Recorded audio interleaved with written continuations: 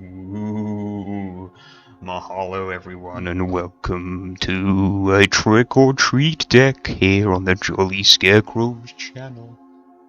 You're with me, Joe, and in the abyss, in the dark beyond, is Ollie. Hi there. And I think I've pulled out all the stops for this very specific trick or treat deck.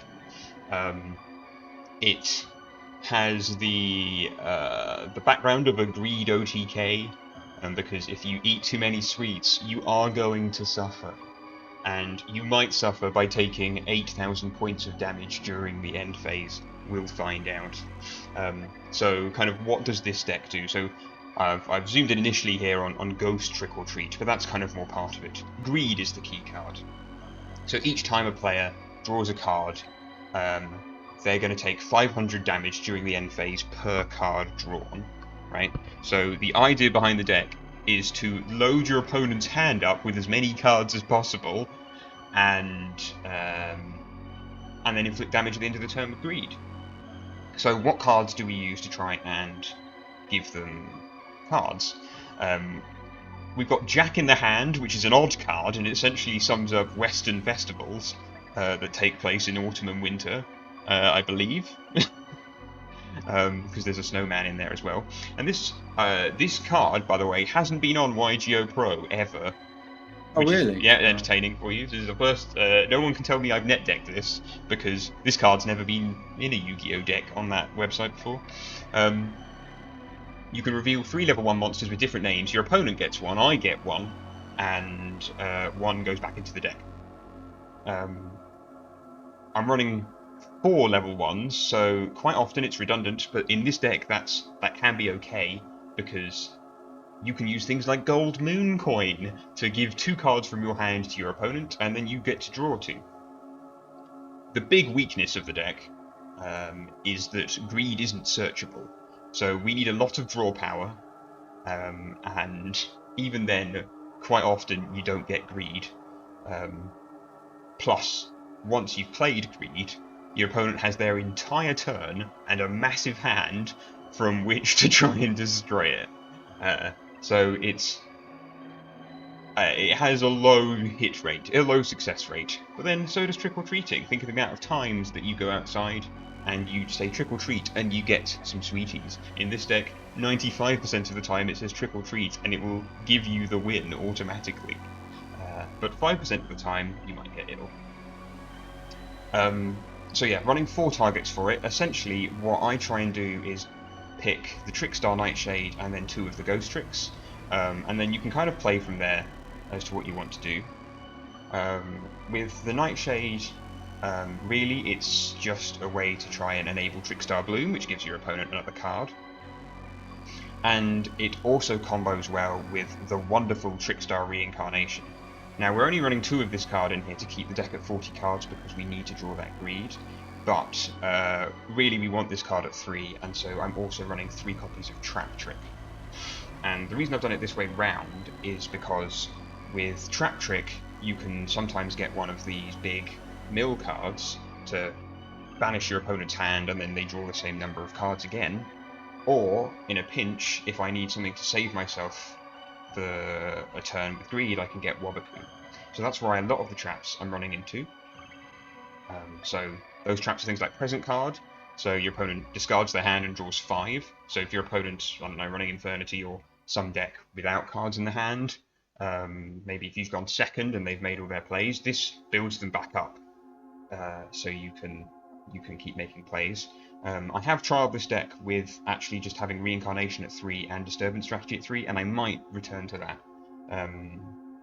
Because actually, when you use Gold Moon Coin and Jack in the Hand, quite often your opponent has quite a few cards in their hand anyway. As well as 3 Book of Eclipse, which is a very useful card in this deck. It can defend you for a turn, and obviously gives them draw cards in the end phase too. What else is there to say? So, if you use Jack in the Hand, you often get a Ghost Trick in the hand, and you might get that anyway. You can set the Ghost Trick and then immediately go into the Ghost Trick Festival, which is clearly Halloween, And from Ghost Trick Festival, you can activate the literal Ghost Trick or Treat card. It's kind of rare for something to be embodied so well in a particular card, and basically you can either you actually play a game of Trick or Treat with your opponent. You can force them to choose between paying 2,000 life points, which I guess is eating the sweet, or making a face-up monster redundant, essentially. So that can potentially stall you for a turn if you need it. I think if you were running Greed OTK properly, you obviously wouldn't have Ghost Trick or Treat. You obviously wouldn't have any of the Ghost Trick stuff or Jack in the Hand, and you'd be running more of the traps. You'd be running things like Heavy Slump, which is in the side deck, potentially, or Side Effects, which gives your opponent more cards. But it does. That's more for a deck out strategy. The rest of the cards are pretty much all drawing based. We're running 2 Duality and 3 Desires, 3 Cup of Ace to give your opponent cards and sometimes give you cards. There's basically no bad option with Cup of Ace, though situationally you can really want them to get cards, or you really want you to. I think that's pretty much everything. Trickstar Light Stage, you can search for Trickstar, and actually sometimes you really need that Lycoris on the field to get the opponent's life points within range of a Greed. So say you've got 2 traps and they've got 5 cards in hand. If they've drawn 10, that's 5,000 damage they're going to do with Greed. If you add in Lycoris searched by the light stage onto that, that's another 4,000. So that's game. That's 9,000 life points right there. And hopefully, somewhere in the ether, I'll show you how that works, because Ollie and I just had a duel with the Gordon Ramsay deck that's been on the channel.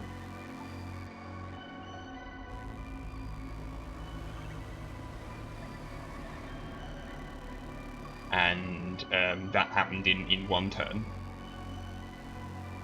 Yeah, it was amazing. That was. Took a couple of goes because the deck isn't wonderfully reliable, but we did also get a win against the Skull Servant deck. Yeah.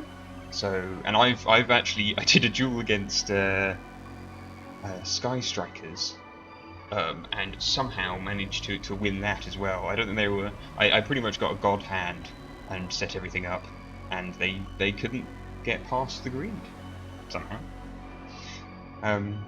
Yeah. I think that's everything. There is an extra deck there. It's full of Trickstars that you're realistically never going to play because we're only running 2 of them.